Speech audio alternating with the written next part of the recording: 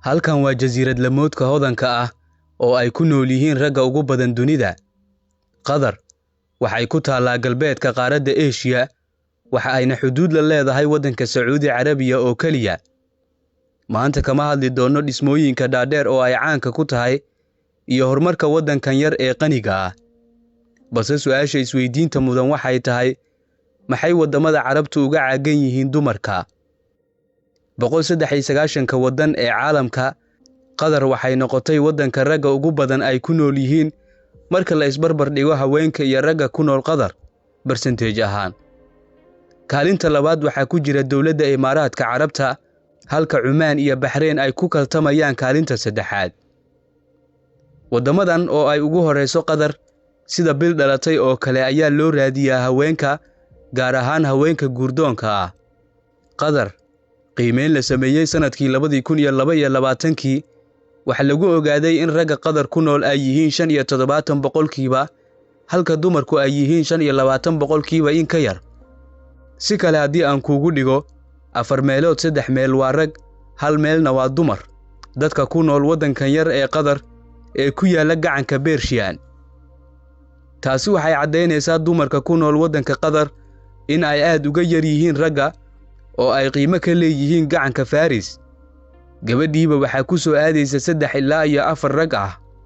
Sidaasi darteed waa mid aad u adag adiga oo jooga Dooxa inaad ka fikirto gabar dooqaaga ah, sababta oo ah inaad dooqato waxaa ka horeysa inaad hesho. Dalalka dunidu waxay u badan yihiin sida caadada ah in ay ragga iyo dumarku ay noqdaan laba tiro oo isku dhow haddii aysanba isla ekaan.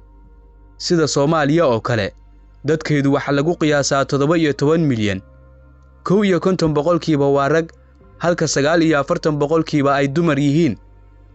Laakiin marka aad timaado waddanka yar ee jasiirad lamoodka ah ee Qatar iyo gacanka Bershiyan, farqi weyn ayaa u dhaxeeya tirooyinka haweenka iyo ragga. Wax la yaab leh ma ahan in ay dowladahan ay raggoodu u guur doontaan meelo kale oo dunida ah sida Morocco iyo qaybo ka mid ah Afrika. Si kastaba ha ahaatee, dalka Qatar waa mid ka mid ah dalalka ugu quruxda badan dunida.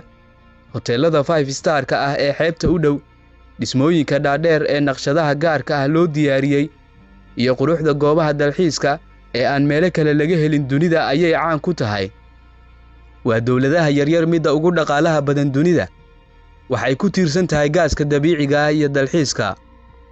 Waxaa intaasi ka sii yaab badan in ay tahay dowlad yar oo dadkeedu ay ka yar yihiin 3 milyan, dhulka ay ku fadhidana uu leeg yahay gobol ka mid ah 18 gobol ee Soomaaliya. Qatar, waddanka ragga, maxay dumarku ugu yar yihiin oo ay ugu badan yihiin ragga? Bal adigu aragtidaada hoos nagula wadaag.